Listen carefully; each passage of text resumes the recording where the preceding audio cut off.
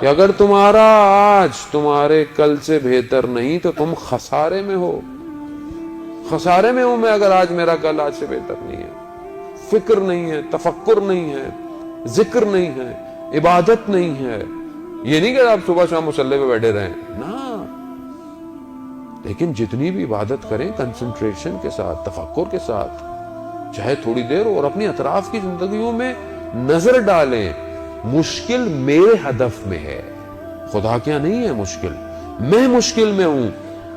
آغا صاحب میرا کام نہیں چل رہا, میرا کام سلو ہوا ہے, میرے آفس میں یہ مسائل ہو رہے ہیں, میرے گھر میں یہ مشکلات ہو رہی ہیں. عزیزان محترم, کبھی تھوڑی دیر تنہائی میں بیٹھیں, اپنی طرف نگاہ ڈالیں, اپنے اندر نگاہ ڈالیں, آپ کو خود اپنی گراہیں نظر آنا شروع ہو جائیں گی. کیونکہ ہم اپنی طرف نہیں دیکھتے, ہم سب باہر دیکھ رہے ہیں. اس نے ایسا کیا, وہ ایسا کرتا ہے, وہ ایسا ہے, یہ ایسا ہے. اور جو تھوڑا بہت ہمیں تنہائی کا ٹائم ملتا ہے وہی ہم ٹی وی دیکھتے رہتے ہیں. اور ہمارے ٹی وی میں کیا دکھاتے رہتے ہیں, وہ ہمیں تو گھمائے جا رہے ہیں بار بار. ہم تو ذہنی طور پر فقیر ہو گئے اور ہمارے پاکستانی ٹی ویوں کے اینکر جو ہے وہ کروڑ پتی ہو گئے. ہم سے دیکھ رہے ہیں, ہمارا شعور ہی نہیں ہے. ہم اپنے شعور کو بلند کریں. عزیزان محترم, اس امام کے ماننے والے ہیں کہ جس نے اپنا سب کچھ خدا کی توحید کے لیے قربان کیا تھا, جس کی نگاہیں عرش پر تھی, جس کے لیے عرش پر لکھا ہوا تھا ان الحسین مصباح الہدی و سفینۃ النجات, عرش پہ لکھا ہوا ہے. اور میں خاک میں اپنے آپ کو ڈھونڈ رہا ہوں. بلند کریں اپنی سوچوں کو. ہدف مہم ہے. میری زندگی کا ہدف کیا ہے, میں کیوں پیدا ہوا ہوں, میں کیوں یہ کام کرتا ہوں, میں کیوں پڑھ رہا ہوں, پتہ ہونا چاہیے مجھے, تاکہ میں اسی کے اندر سے اپنے زاویے نکالوں. خاص طور پہ جوانوں کے لیے سب کچھ بغیر ہدف کے زندگی گزر رہی ہے, مقصد نہیں ہے زندگی کا. کیسے ہو سکتا ہے کہ جب پروردگار کہتا ہے کہ میں نے پتوں کو بھی بغیر مقصد کے خلق نہیں کیا, تو اشرف المخلوقات بغیر ہدف کے خلق ہوگی. میرا بھی تو کوئی مقصد ہوگا. عزیزان محترم, اسی توجہ نے تو ہلایا میرے جیسے خاک میں پڑے ہوئے شخص کو کہ تمہاری زندگی کا کیا ہدف ہے.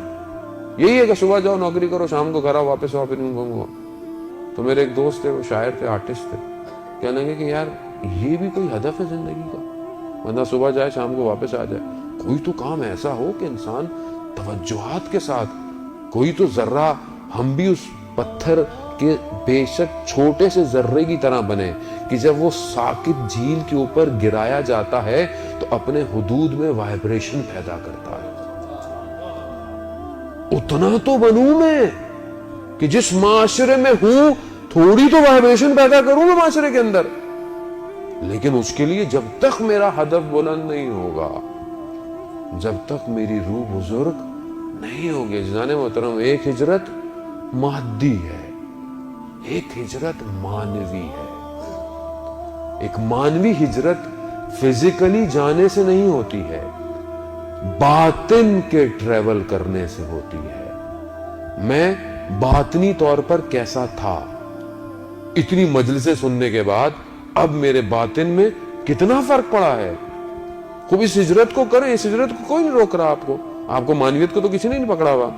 آپ کو سڑکوں پہ سگنل آپ کو روک دیتا ہے کہ ابھی سگنل کھلے گا, ٹریفک ہے, رش ہے, لیکن آپ کے مانویت کو تو کوئی نہیں روک رہا. کون روک رہا ہے؟ میں خود روک رہا ہوں. میں اپنے آپ کو درک نہیں کر پا رہا. پروردگار نے جب انسان کو خلق کیا تو کہا کہ میں نے اس کو خاک سے خلق کیا اور پھر اپنی روح کو اس میں پھونکا.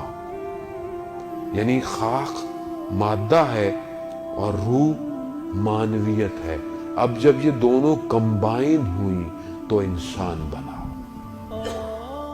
اور افسوس یہ ہے کہ جب میں اس دنیا میں آیا ہوں تو میں صرف اپنے مادے پہ توجہ دے رہا ہوں. یعنی میرے کپڑے اچھے ہونے چاہیے, میری شکل اچھی ہونی چاہیے, میری صحت ایسی ہونی چاہیے. میں لقمہ کا ذائقہ تو صرف یہیں تک ہے, پیچھے جا کے تو سب ایک جیسے ہیں. لیکن ساری میری کوشش کس پر ہے کتنی میں نے کوشش کی کہ اس بدن کے ساتھ، ٹھیک ہے اس کا بھی خیال رکھنا ہے کیونکہ اچھا بدن ہوتا ہے تو روح کو اچھی اپلفٹ کرواتا ہے، لیکن کتنی میں نے روح کی خوراک دی، کتنا میری وہ روح پرواز کرتی اور حرکت کرتی، کتنا میں نے کام کیا، میں متوجہ ہوں بھی کہ نہیں ہوں، مجھے پتہ ہی نہیں ہے، میں تو اتنا مادے میں ہو گیا ہوں کہ مجھے پتہ ہی نہیں کہ روح ہے بھی یا نہیں ہے۔ اور جب اس روح کو صحیح خوراکیں نہ ملیں عزیزان محترم، تو پھر یہ روح اصل ڈاکٹروں کے پاس جانے کی بجائے عاملوں کے پاس جاتی ہے۔